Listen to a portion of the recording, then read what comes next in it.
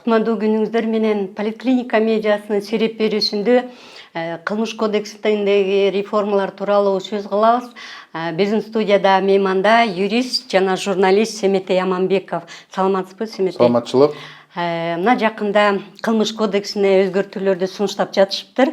Сиздин оюңузча ушул өзгөртүүлөр кандай сунушталып жатат?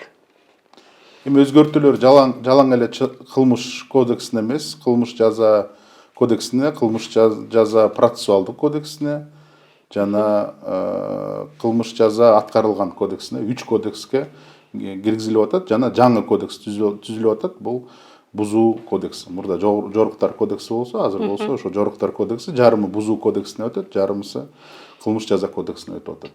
Эми бул реформанын мындай жалпы оюн мен түшүнбөй атам. Эмне үчүн кайрадан ушу кодекстин баарын түп тамырынан чаап, кайрадан жаңы кодексти алып келип атат. Мурдакы реформада дагы 2017-жылы дагы ошондой болгон. Азыр дагы ушундай болуп атат. Ошон үчүн биз азыр айта алабыз, ушу акыркы 3 жылда бизде 2-3 жаңы кодекстер пайда болду деп. Эми ушунун баары кандай ишке ашат, биздин тергөө жана ыкчам органдары кандай ошого даярданган болгон, ошол бир чоң суроо болуп атат да.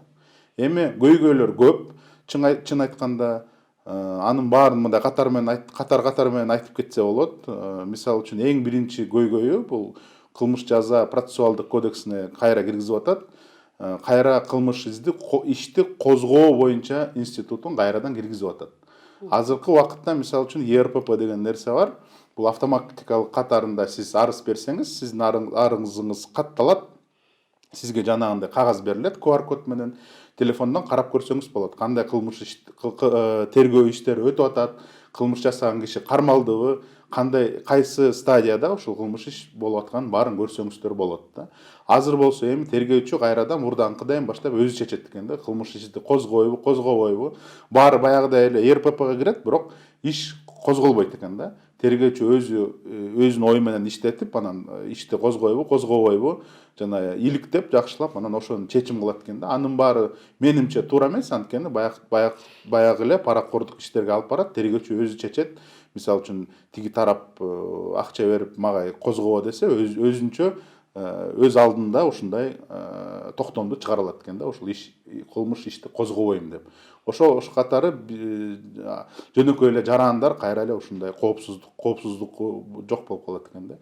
Экинчиден дагы бир мен түшүнбөгөн бир өзгөртүүлөр киргизилип атат. Бул мындай өтө особо тяжкий деп коет, өтө оор кылмыштардын баарын жанагындай пробацияга чыгарып коет экен. Мисал айтып кетейин, мисалы үчүн зордуктоо болсо, даже групповой зордуктоо болсо, 2-3 киши бирөөнү зордуктап койсо, сот мындай чечим кабыл алат экен да, буну пробацияга чыгарып. Пробация деген эмне? Бул мисалы үчүн кылмыш жаза кодексинин боюнча бул 10 жыл түрмөдө отурса, сот өзү эле чечип коет экен, бул 3 жыл үйүндө отуруп эле, жанагындай условно эле үйдөн чыкпай эле, пробационный надзор деп коет, пробацион органдар көзөмөлдөп турат экен, үйдө эле отура алат. Мына зордуктоо ошол. Анан сабап коюп, инвалид кылып койсо, өтө оор сабап салса, инвалид кылып салса деле ошондо пробацияга кетире алса болот экен. Опуз алуу боюнча пробация болот экен. Ошондой бир оор бир кылмыштарды мен түшүнбөгөн нерселер менен эмне үчүн ушундай кылып коюшту? Ушу пробацияга киргизип койду да. Ошондо жазаларды жеңилдетип берип атышат да, Ошонун мааниси кандай болуп калып атат? Ошонун маанисин түшүнө албай атпаймынбы? Эмне үчүн ошондой болуп атат экенчи? Жеңилдетүү дейин десем, мындай жогору деңгээлдеги юристтер бир суроо берип атат. Эмне үчүн ушундай реформа, эмне үчүн ушундай талап боюнча баратат? Мындай справка обоснования барбы? Ушундай стратегиялык бир жүрүмү барбы? Мисалы үчүн жеңилдетебиз, же болбосо гумандуу кылабыз, же тескерисинче ошондой обоснование жок болуп атат да, жөн эле кылабыз деп эле чыгып атышат да буларчы. Анан бир кылмыштарды жеңилдетип, бир кылмыштарды оор тутуп салып атат да. Мисалы үчүн жанагындай мурда бар эмеспи? Тоогурдап анан жоруктар кодекси менен эле кетип калыш. Анын баарын кылмыштарга тыгып коюп, эми бул мындай оор кылмыш болуп калып атат да. И тескерисинче оор кылмыштарды кайра жана жеңилдетип правонарушенияларга, мисал үчүн жанагы мурда ошондой болчу, азыр өзгөртүп коюшту. Журналисттерге кол салуу дегенди ошону жоруктардан алып тиги бузуу кодексине киргизип коюптур. Ошонун логикасын түшүнбөй атам да.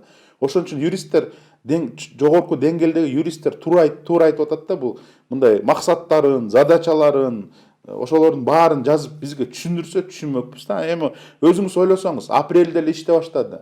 Апрель, май 2 ай иштеп 4 жаңы кодексти жазып чыгышты да. Талкуу болгон жок. Айтып атат, биякта дебаттарга бардык, тияка дебаттарга бардык. Мен өзүм болсо июндун башында биринчи жолу уктум, ушундай жумушчу топ бар экен, эмне иштерди кылып атат. Анан бир проектисин долбоорун берди, ошону карасам 3 күндөн кийин кайра алмаштырылып кетти. Ушундай болуп атат да. Кайдагы талкуу боюнча айтса болот. Талкуу болгон жок. Журналисттер билбейт, коомчулук билбейт. 2 айда 4 кодексти, рекордтук срокто жазган кодексти ошол туурабы? Өзлөрү мындай айтып атышат, 2017-жылы абдан бат кабыл алды деп.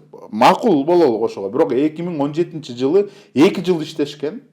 2 жылдан кийин 2017-жылы жазылган кодекстер 2019-жылы эле ишке ашкан, күчүнө кирген. 2 жыл боюнча жана ички иштер органдары, тергөөлөр, ыкчам иштер ошо даярданышкан да, ушундай болуш керек. Жаңы кодекстер кирет, РПП кирет. Азыр 2 айда жазып так эле кайра эле берип атышат, кайра эле жанагы башаламан башталат деп ойлойм да.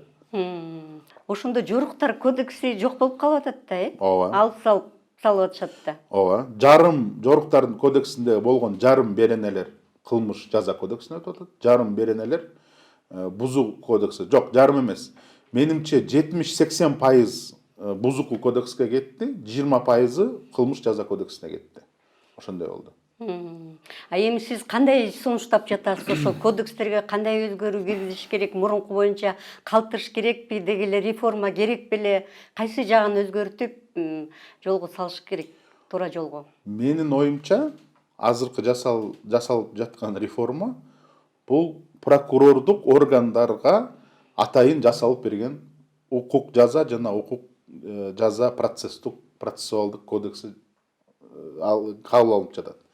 Түшүндүрүп берейин эмне үчүн. 2017-жылы жанагы ЕРПП киргенден кийин прокурордук ишкерлер жумушсуз калды.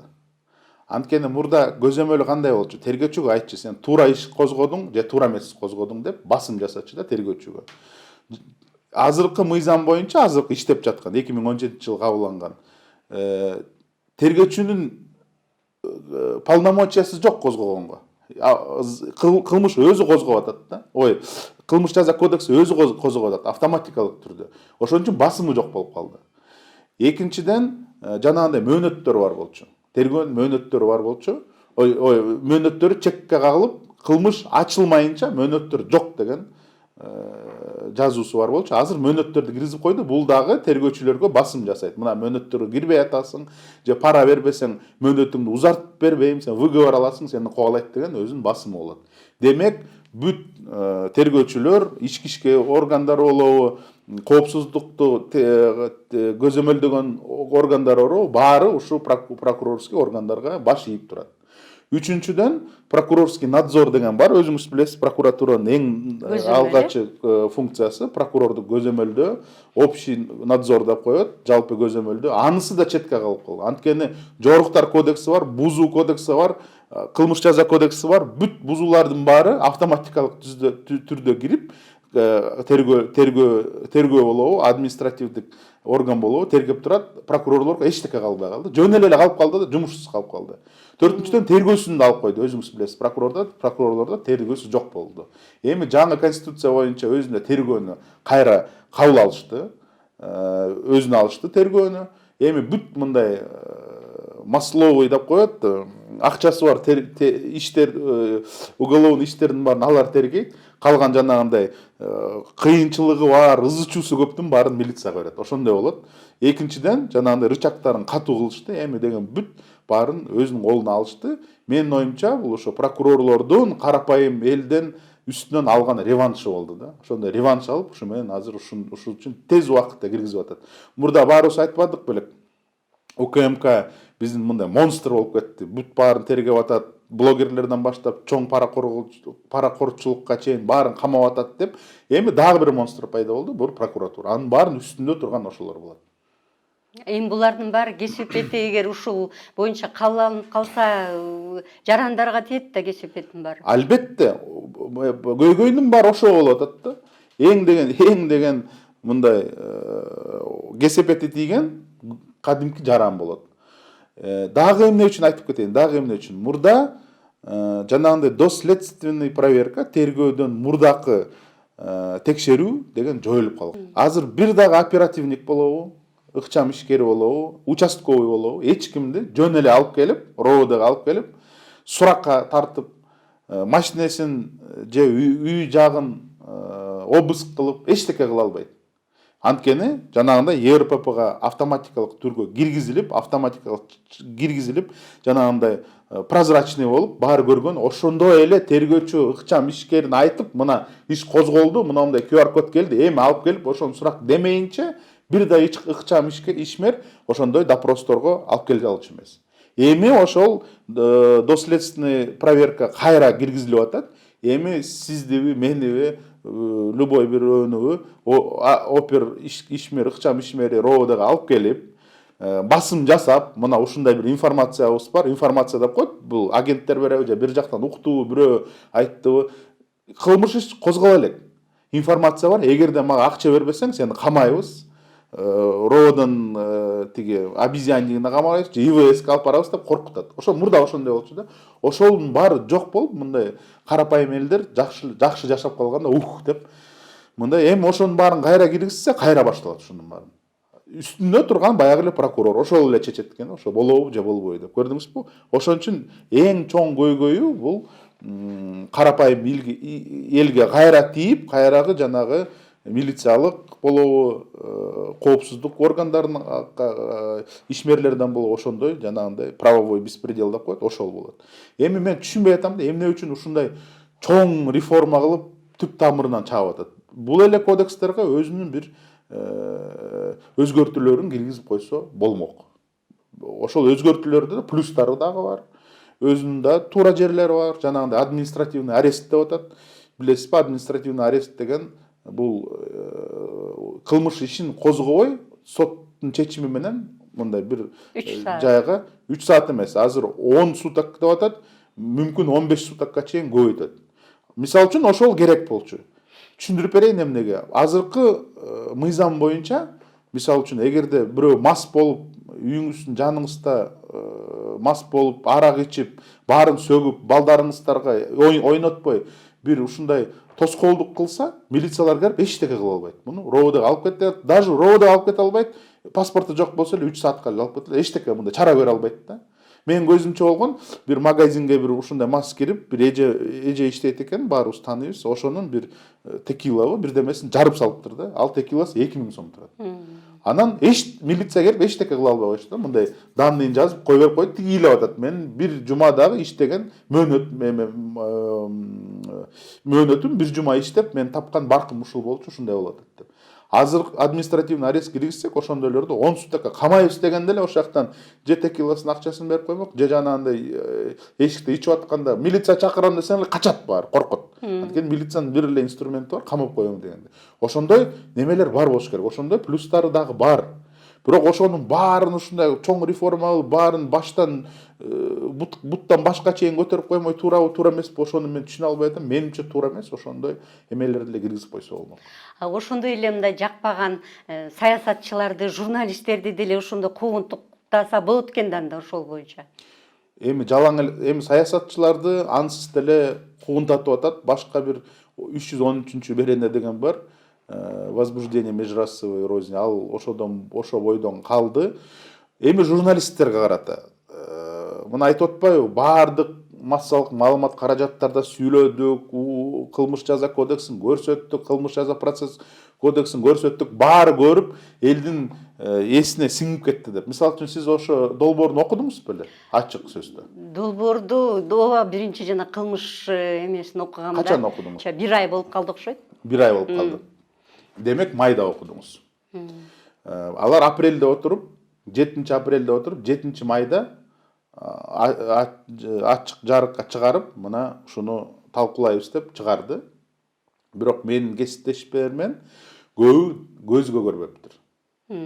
Эми журналисттер боюнча мен эң биринчи көргөндө биздин 1997 жылы бул кодекс эмес, мурдакы жана 2017 эмес, 2017 эмес, 1997 жылкы кылмыш жаза кодексинде журналисттерди коргогон бир эле берене бар болчу. 151 берене журналисттин профессионалдуу, мыйзамдуу ишине тоскоолдук кылуу деген. Ошол боюнча менимче санкциясы бир штраф болчу. Анан эгерде кызматы бар бир чиновник тоскоолдук кылса, аны жумуштан кетирип 2 же 3 жылга чейин ошол жумушка кайра келе албай турган норма бар болчу. 2017 жылы жаңы кодекс алынганда ошол жалгыз биздин коргоп аткан беренени жоруктар кодексине алып барып койду да. Эми азыркы реформа боюнча аны алып бузуку кодекс алып барып коюптур. Анан мен барып сурадым. Жанагындай бир жумушчу тобу чогулганда барып сурадым. Эмне үчүн бир жалгыз бизди журналистти коргоп аткан беренени бузукуга чыгарып, анан жанагындай чиновниктер, кызматы бар адамдар жумуштан кетилет деген норманы алып коюптур. 10.000 сом эле штраф кылып коюптур. Анан айттым, эмне үчүн ушундай кылып атасыңар? Өтө чоң тобокел бар ишмерлер кылмыш жаза кодекси менен бүт баарынын коопсуздугу камдатылган. Мисалы үчүн соттор, милиция, укук коргоо органдары, медициналык ишмерлер, адвокаттар, жактоочулар, ошонун баары атайын норма менен коопсуздугу камтылтылган. Аларга тийсең, ошо менен жанагындай оорураак санкциясы менен сени кылмыш жоопкерчиликке тартат. Журналисттердин тобокелчилиги азыраакпы? Менимче азыраак эмес, көбүрөөк. Азыр көрүп атасыз. Сабайт, кол салат, иликтөөлөргө жол бербейт. Ошондой болуп атат десе, мага айтып атат, эми биз кантип билебиз? Силердин жанагындай тоскоолдук кылса, кандай последствиялар болот, биз билбей атабыз. Мен айттым, мен сизге айтайын, мисалы үчүн Азаттыктын, Клоптун, башка журналисттер иликтөө боюнча 700 миллион сом, доллар бюджетке ущерб берген, ошондой сумма чыкты. Ошол эмне туура эмеспи? Ошол эмне жорукта эми өзүңүз бузуу менен тейлениш керекпи? Эми өзүңүз караңыз. Мисалы үчүн бир таможенник бажыда иштеп бирөөнү киргизбей койду. Мисалы үчүн сиздин операторуңуз сизди киргизбей койду.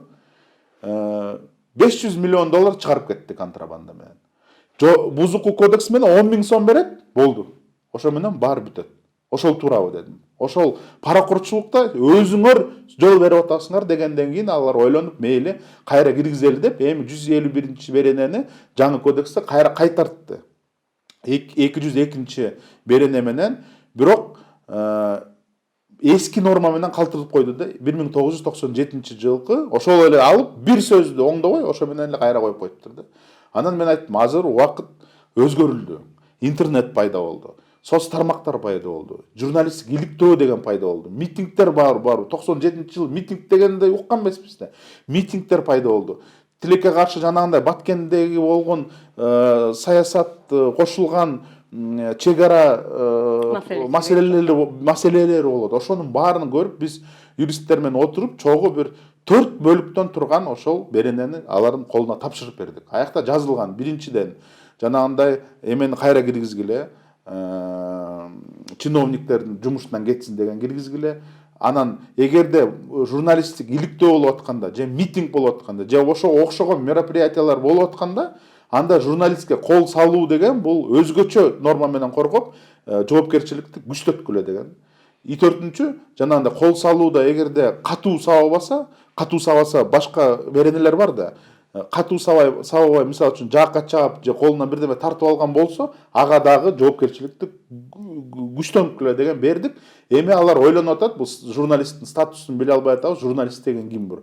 Бирок журналисттин өзүнүкү массалык маалымат каражаттар жөнүндө мыйзамда жазылган. Журналист деген бул жанагындай маалыматты чогултуп, массалык маалымат каражаттарга жарыялап аткан киши ошо журналист болот деп эсептелет. Алар айтып атат, бул эски болуп калды, бул мыйзамдар мейли эски болсо, бирок силер да эскини эметип атпайсыңар. Ошон үчүн силер биринчи баштадыңарбы?